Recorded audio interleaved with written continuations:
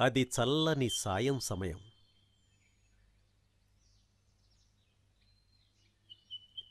పిల్లలు హాయిగా ఆడుకుంటున్నారు. పొలం పనికి వెళ్ళినవారు ఇళ్లకు చేరుకుంటున్నారు. నెమ్మది నెమ్మదిగా చీకటి పడుతోంది.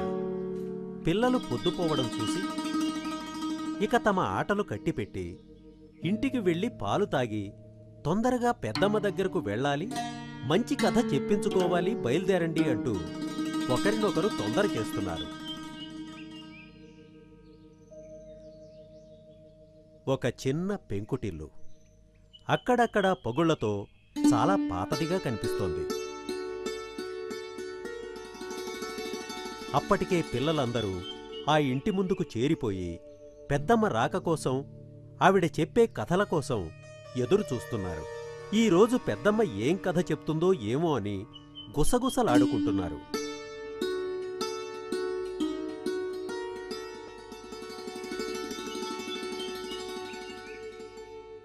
టిక్కు టిక్కు టిక్కుమని కర్ర శబ్దం వినపడింది. పిల్లలు అదుగో పెద్దమ్మ వస్తోంది అని అరిచారు. వాళ్ల ముఖాల్లో ఆనందం వెల్లివిరిసింది. కర్రతో పాటు శబ్దం చేసుకుంటూ పెద్దమ్మ కూడా వచ్చింది. ఎవర్రా పిల్లలు, బాగున్నారా? బాగా చదువుకుంటున్నారా? ఇదిగో, బాగా చదువుకోవాలి, బుద్ధిగా ఉండాలి, పెద్దల పట్ల వినయ విధేయతలతో ఉండాలి, వేళకి భోజనం చేయాలి. అలాగే ఉంటారు కదూ? చాలా మంచిదర్రా, మంచి పిల్లలు అనిపించుకున్నారు. మీరు పెరిగి పెద్దయ్యాక నలుగురికి సాయం చెయ్యాలి. మనం చేసే సాయం అవసరాన్నెరిగి చేసేదిగా ఉండాలి కాని అనవసరంగా మన దగ్గర ఉంది కదా అని అవసరం ఉన్నవాళ్లకి లేని వాళ్లకి సాయం చేయకూడదు. అలా చేస్తే కోరి ముప్పు తెచ్చుకున్న వాళ్ళం అవుతాం. దానికి ఉదాహరణగా విష్ణుశర్మ అనే ఒక బ్రాహ్మణుడు 3 దెయ్యాల కథ చెప్తాను, వినండి. అనగనగా విశాలపురం అని ఒక ఊరుండేది. ఆ ఊరిలో విష్ణుశర్మ అనే పేద బ్రాహ్మణుడు భిక్షమెత్తుకొని తన భార్యా పిల్లలను పోషించేవాడు. భిక్ష దొరికిన నాడు తినడం, లేని నాడు పస్తులుండడం, అది వాళ్లకు అలవాటైపోయింది. రోజులలా గడుస్తూ ఉండగా ఒకసారి ఆ ఊరిలో కరువు వచ్చింది. రోజు రోజుకి భిక్ష దొరకటం కష్టమైపోయింది విష్ణుశర్మకి. కుటుంబం మొత్తం పస్తులుండాల్సిన పరిస్థితి వచ్చింది. అప్పుడు అతని భార్య ఏమందంటే, ఏమండి, మన పిల్లల పరిస్థితి చూస్తుంటే కడుపు తరుక్కుపోతుందండి. మనమంటే పెద్దవాళ్ళం, ఏ నీళ్ళో తాగి ఆకలిని తట్టుకుంటాం. కానీ పిల్లలు అలా కాదు. వాళ్ళ పరిస్థితి చూస్తుంటే ఏం చేయాలో అర్థం కావట్లేదండి. ఏం చేస్తాం నీలా, అంతా మన కర్మ. అలా కర్మాని సరిపెట్టుకోలేం కదండి. మన కోసం కాకపోయినా మన పిల్లల కోసమైనా ఏదైనా ప్రయత్నం చేయాలి కదా. ఏం చేయమంటావు? ఏ ఇంటికన్నా కన్నం వేయమంటావా? అయ్యో, ఎందుకండి అలా అనుకుంటారో? అయినా ఈ కరువు రోజుల్లో కన్నం వేసినా అంత ప్రయోజనం ఉండదులే. నా ఉద్దేశం అది కాదండి. దయచేసి నేను చెప్పేది అర్థం చేసుకోండి. సరే చెప్పు. మనం పేదవాళ్ళం, కుటుంబ పోషణకు వేరే మార్గం లేక బిచ్చమెత్తుకుంటున్నాం. కాని మీరు మహాపండితులు. పాండిత్యం? కుటుంబానికింత తిండి పెట్టలేని పాండిత్యం కూడా ఒక పాండిత్యమేనా? అబ్బా, నేను చెప్పేది వినండి. ఒక్కసారి మీరు మన రాజుగారిని కలిసి మీ ప్రతిభని చూపించండి. మీకున్న విద్వత్తుకు ఆయన దగ్గర ఏదో ఒక కొలువు తప్పకుండా దొరుకుతుంది. దాంతో మన కష్టాలన్నీ తీరిపోతాయి. నువ్వు చెప్పేది బాగానే ఉంది నీలా, కాని రాజుగారిని కలిసి కొలువు సంపాదించటమంటే మాటలా చెప్పు. అవును, మీరు చెప్తున్నది నిజమే. అది అంత సులభం కాదు. అలా అని అసాధ్యం కూడా కాదు కదా. ఈ ఒక్కసారికి నా మాట వినండి. సరే, నువ్వంతగా చెప్తుంటే కాదనలేకపోతున్నాను. కాని నేను వెళ్ళి తిరిగొచ్చేటప్పటికి చాలా రోజులు పట్టొచ్చు. అంతవరకు పిల్లల పోషణ ఎట్లా? అబ్బా, అదంతా నేను చూసుకుంటాను కదా. అవసరమైతే 4 ఇళ్లలో పాచి పని చేస్తాను. మీరైతే శుభవార్తతో తిరిగి రండి. మా గురించి ఆలోచన పెట్టుకోకండి. సరే, నీ ఇష్టం. విష్ణు శర్మ ప్రయాణానికి సిద్ధమయ్యాడు.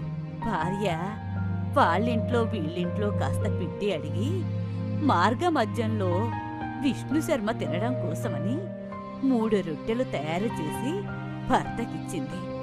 అవి తీసుకొని భార్యకు జాగ్రత్తలు చెప్పి బయలుదేరాడు విష్ణు శర్మ. అలా అలా నడుస్తూ చాలా దూరం ముందుకు సాగాడు విష్ణు శర్మ.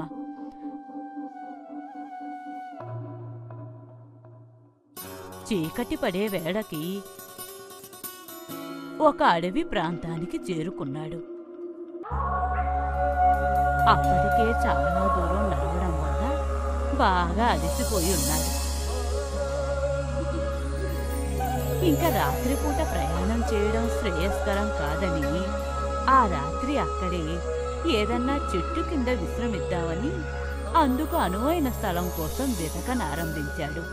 దూరంగా ఓ పాడుపడ్డ బావి, పక్కనే ఓ చెట్టు కనిపించాయి. అక్కడికి చేరుకుని స్నానమాచరించి తన భార్య తన కోసం కట్టి ఇచ్చిన రొట్టెల మూటను విప్పి కూర్చున్నాడు. ఉన్నదంతా నా కోసమే చేసి ఇచ్చేసింది నా భార్య. పాపం, నా భార్య పిల్లలు ఏమైనా తిన్నారో లేదో. వాళ్ళని పస్తులు పెట్టి నేను తినటం భావ్యమా? 1 తిందునా, 2 తిందునా, లేక 3 తిందునా?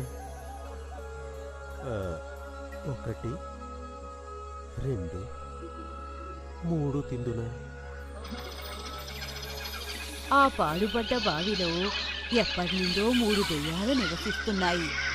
మొదటిగా ఆ బ్రాహ్మణ్ణి చూసి చాలా మహిమాన్వితుడిగా భావించి అతని కంటపడితే తమని అక్కడి నుండి ఎక్కడ వెళ్ళగొడతాడేమోనని భయపడి అతని కంటపడకుండా జాగ్రత్త పడ్డాయి. కానీ ఇలా 1 తిందునా, 2 తిందునా, 3 తిందునా అని మాటలు వినపడేప్పటికీ ఇతడు బ్రాహ్మణ రూపంలో ఉన్న బ్రహ్మరాక్షసుడేమో, తమని మింగేయడానికి వచ్చాడేమో అని భయపడి ఒక్కసారిగా బావిలో నుండి పైకి వచ్చి అతడి కాళ్ళ మీద పడ్డాయి.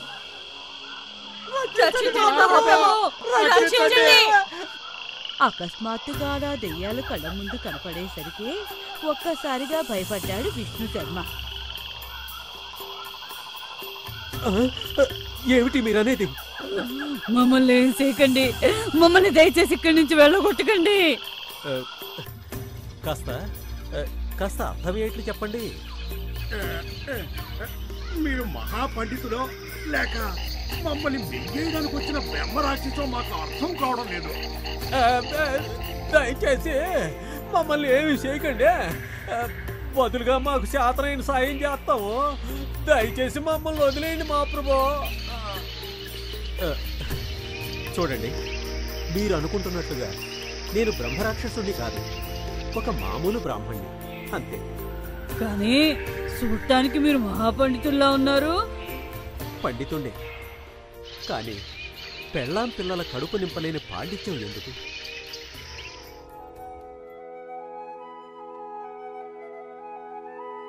విష్ణు శర్మ గురించి విన్న తర్వాత పాపం ఆ దెయ్యాలు చాలా జాలిపడ్డాయి. అతనికి ఎలాగైనా సాయపడాలి అనుకున్నాయి. బావి లోపలికి వెళ్ళి ఒక పాత్రతో బయటికి వచ్చి విష్ణు శర్మకి ఇచ్చాయి. ఈ కంచు పాత్ర నాకెందుకు? ఇంకా నన్ను బెచ్చమెత్తుకోమని ఈ పాత్ర నాకిచ్చి నన్ను హేళన చేస్తున్నారా? అది కాదయ్యా స్వామి, అది ఒట్టి కంచు పాత్ర కాదు, అచ్చే పాత్ర. దీంతో నీ కష్టాలన్నీ గట్టెక్కుతాయి. ఇంటికెళ్ళా నీ పెళ్ళాం బిడ్డలతో హాయిగా ఉండవు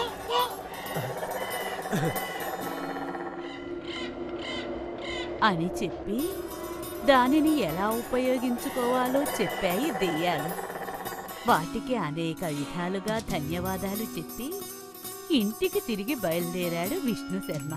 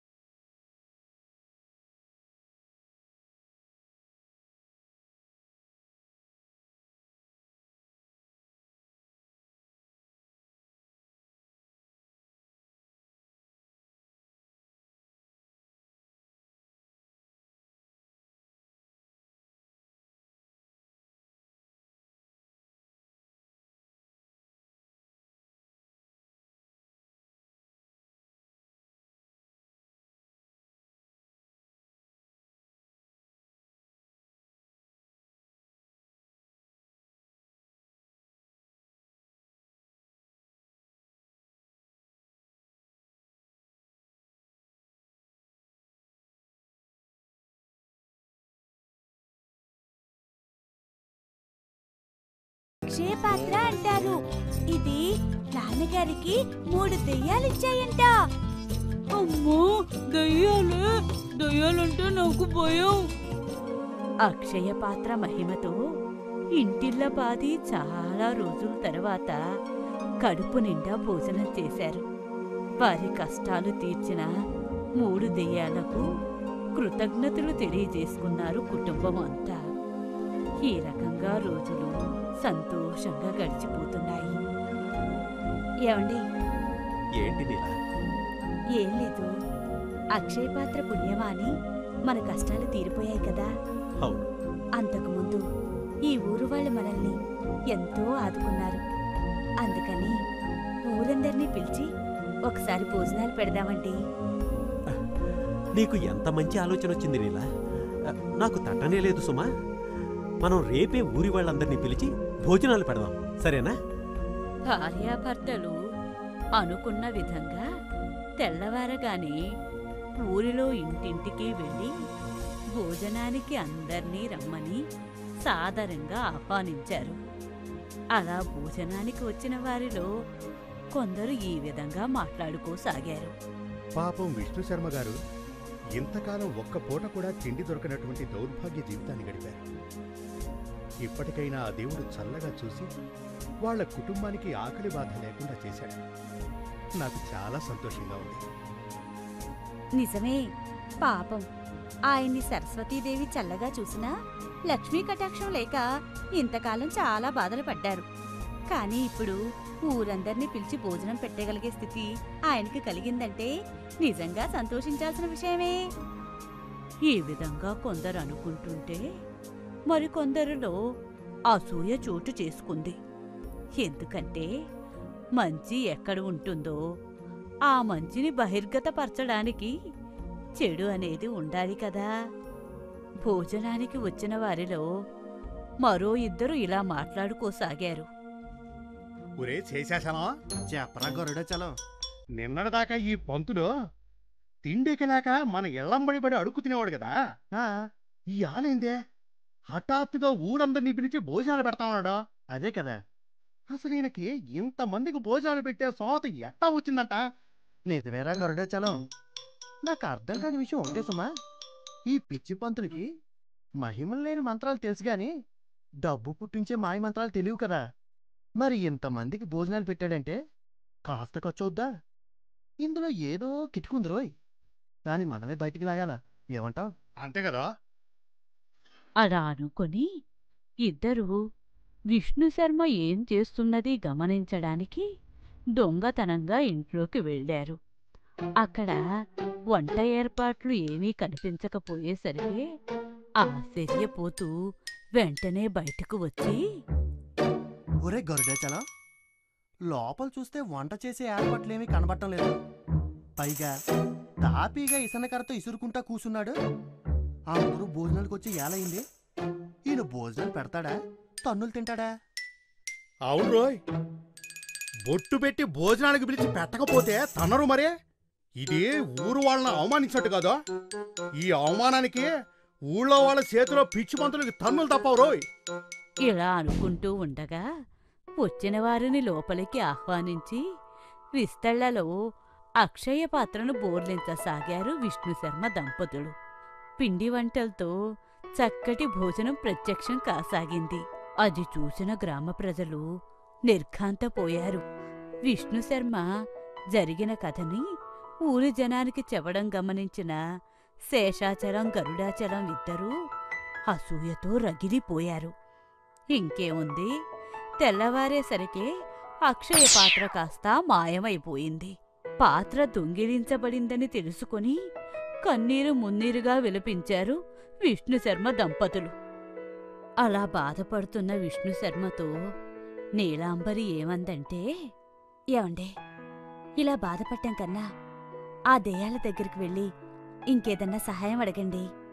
మరుసటి రోజు అరణ్య మార్గంలో దెయ్యాల దగ్గరికి బయలుదేరాడు విష్ణు శర్మ. జరిగిన విషయం దెయ్యాలకు చెప్పి బాధపడ్డాడు. అయ్యయ్యో, అట్టా జరిగిందా? అంత మోసగాళ్ళ మీ గ్రామస్తులో? మీరేం బాధపడకండి, మాకు చేతనైనంత వరకు మేం సాయం చేస్తాం. ఓ తప్పకుండా.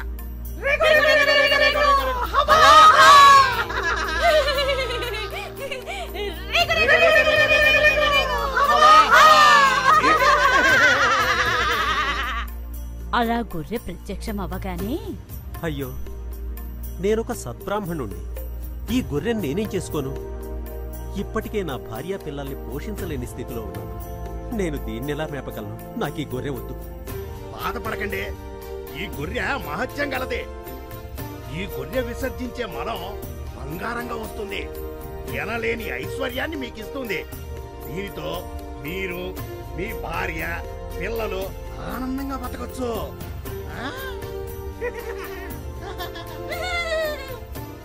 ఆ రోజు నుండి ఆ ఊరిలో విష్ణు శర్మ ధనికుడైపోయాడు. పాడుబడిన తన ఇల్లు కాస్త పెద్ద భవంతిగా మారిపోయింది. దెయ్యాల పుణ్యమా అని సకల ఐశ్వర్యాలతో ఆనందంగా గడపసాగారు ఆ దంపతులు. అది గమనించిన ఆ ఊరి జనం కారణం తెలియక తెగమగ పడ్డారు. అసూయ పెంచుకున్న వ్యక్తులు కొందరు విష్ణుశర్మ ఇంటిపై నిఘా ఉంచారు. ఒకరోజు బంగారం విసర్జించే గొర్రెను ఇంటి బయట కట్టేశాడు విష్ణుశర్మ. అది విసర్జించిన మలం బంగారంగా ఉండడం గమనించారు ఆ అసూయాపరులు. ఇంకేముంది, తెల్లవారేసరికే గొర్రె కూడా మాయమైపోయింది. విషయం తెలిసిన విష్ణుశర్మ బోరున విలపించాడు. అలా బాధపడుతున్న విష్ణుశర్మతో నీలాంబరి ఏమందంటే, ఏమండి, ఇలా బాధపడటం కన్నా ఆ దెయ్యాల దగ్గరికి వెళ్ళి ఇంకేదన్నా సహాయం అడగండి.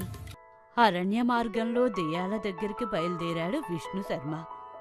జరిగిన విషయం దెయ్యాలకు చెప్పి బాధపడ్డాడు. అప్పుడు, అయ్యో, నువ్వింత అమాయకుడివేందయ్యా? అపురూపమైన వస్తువుల్ని జాగ్రత్తగా ఉంచుకోవాలి కదా. ఏముంది, నీకున్న మంచితనాన్ని ఆసరాగా తీసుకుని మీ ఊరి ప్రజలు నిన్ను మోసం చేస్తున్నారు. వాళ్ళ కళ్ళ ముందు భిక్షాటన చేసి బతికిన ఇతన్ని ఒక్కసారి ధనవంతుడుగా చూసేసరికి అసూయాద్వేషాలు పెంచుకున్నారు. అందుకే మేమిచ్చిన 2 వస్తువుల్ని దొంగిలించారు. చూడవయ్యా, మా దగ్గరున్న 3 వస్తువుల్లో ఇప్పటికే నీకు 2 ఇచ్చాం. ఇక మా దగ్గర ఉందో ఒక్కటే. ఒక పని చేద్దాం, ఇటరా, నీ చెవి ఇట్టబడి. అలా విష్ణుశర్మకి చెవులో ఒక ఉపాయం చెప్పి చివరిగా ఒక తాడు కర్ర ఇచ్చాయి ఆ దెయ్యాలు. ఇంటికి తిరిగి వచ్చిన విష్ణుశర్మ నీలాంబరికి దెయ్యాలు ఇచ్చిన వస్తువుల్ని చూపించి, ఊరి జనానికి గుణపాఠం చెప్పాలంటే మళ్లీ వారిని భోజనానికి ఆహ్వానించాలని చెప్పాడు. విషయం తెలుసుకొని ఈసారి ఏమింత చూపబోతున్నాడు అన్న ఆతృతతో ఊరు జనం విష్ణుశర్మ ఇంటికి చేరుకున్నారు. పథకం ప్రకారం అందర్నీ భోజనానికి ఆహ్వానించారు విష్ణుశర్మ, నీలాంబరి దంపతులు. ఊరి జనం ఇంట్లోకి రాగానే, తాడు కట్టు, కర్ర కొట్టు. తాడు కట్టేయ్, కర్రా కుట్టేయ్ అని విష్ణుశర్మ అన్న వెంటనే తాడు మొత్తం జనాన్ని కట్టేయగా కర్ర అందర్నీ కొట్టడం ప్రారంభించింది.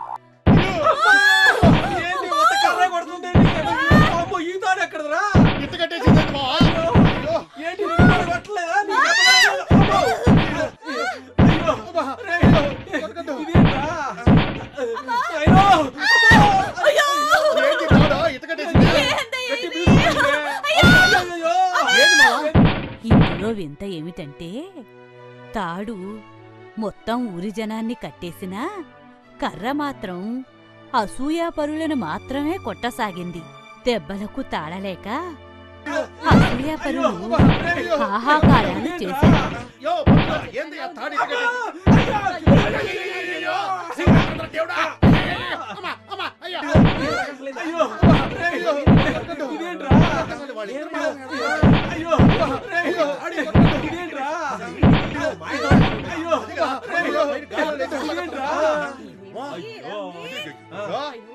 ఇంతలో, నిజం చెప్పండి,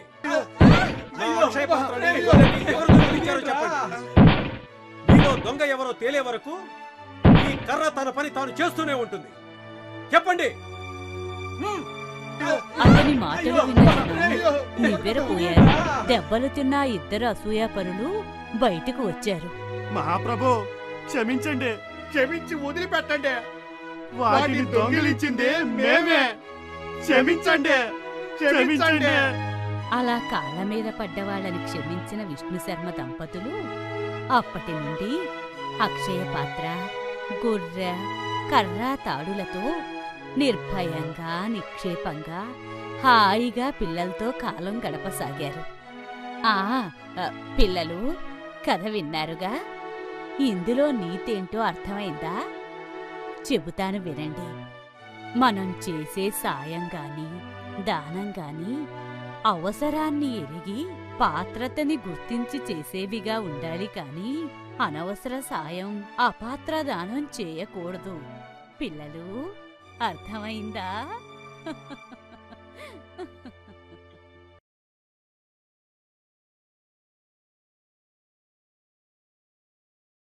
భూమండలంపై అరాచకం పెరిగిపోయింది. ఎన్నో రకాల అన్యాయాలు, మోసాలు జరుగుతున్నాయి. పాపాల భారం భూదేవి మోయలేకపోతుంది. తనను ఈ బాధల నుండి తప్పించమని వేడుకోవడం కోసం బ్రహ్మదేవుణ్ణి ప్రార్థించాలని భావించింది. తాను గోమాతగా మారి బ్రహ్మదేవుని కోసం ప్రార్థించడం మొదలుపెట్టింది. ఓం శ్రీ బ్రహ్మదేవాయ నమః.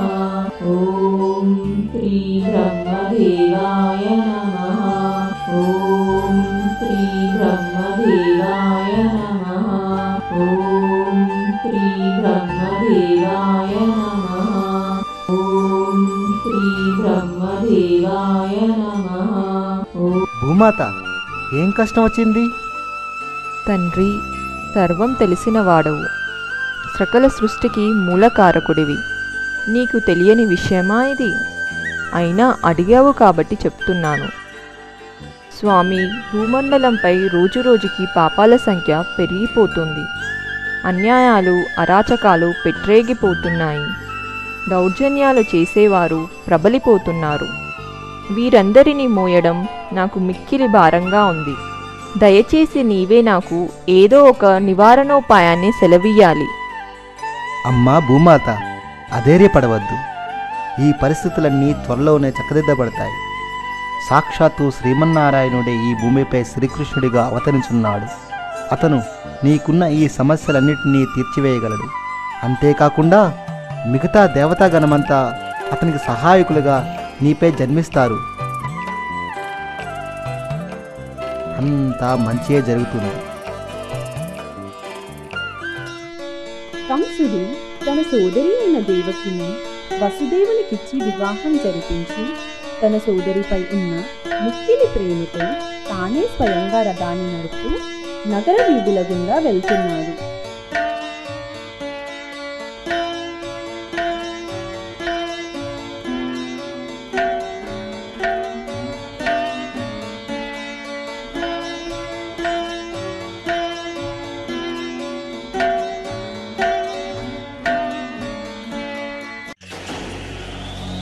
ఇంతలో ఆకాశంలో ఓ మెరుపు మెరిసి ఆకాశవాణి ఈ విధంగా పలికింది. ఓరీ కంస, ఆగు! నీ పాపాలు అంతరించే కాలం నీకు దగ్గర పడింది. ఏ సోదరినైతే అల్లారు ముద్దుగా చూసుకుంటున్నావో, తనకు పుట్టబోయే 8వ సంతానమే నీ పాలిట మృత్యువుగా ఈ భూమిదకు రాబోతుంది. చావుకి సిద్ధంగా ఉండు.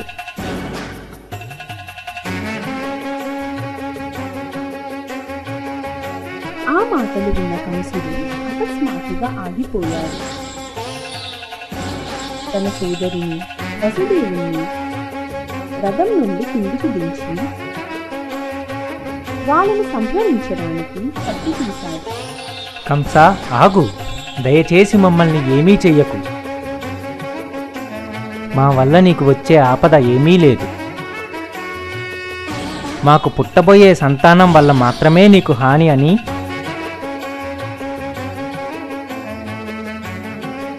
అశరీరవాణి చెప్పింది. దయచేసి మా ప్రాణాలు తీయకు.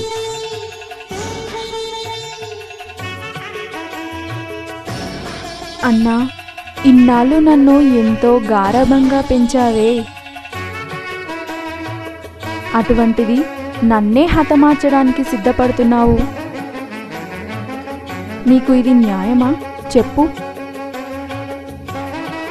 ఎవ్వరో అశరీరవాణి చెప్పిన మాటలు విని మమ్మల్ని హతమారుస్తావా?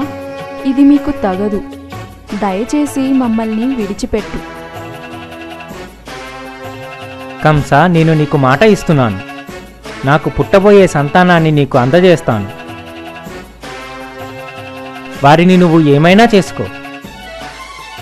దయచేసి మమ్మల్ని వదిలివెయ్యి.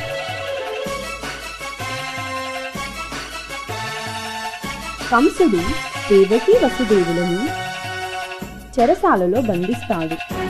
ఇచ్చిన మాట ప్రకారం వరుసగా పుట్టిన 7 సంతానాన్ని కంసుడికి అందచేస్తాడు వసుదేవుడు. ఇలా కాలం గడుస్తుంది. దేవకి 8వసారి గర్భం దాల్చింది. ఒక రోజున చెరసాలలో ఓ దివ్యమైన వెలుగు మధ్య విష్ణుమూర్తి ప్రత్యక్షమయ్యాడు. దేవకి వసుదేవుల్లారా, మీ 8వ సంతానంగా నేనే జన్మించనున్నాను.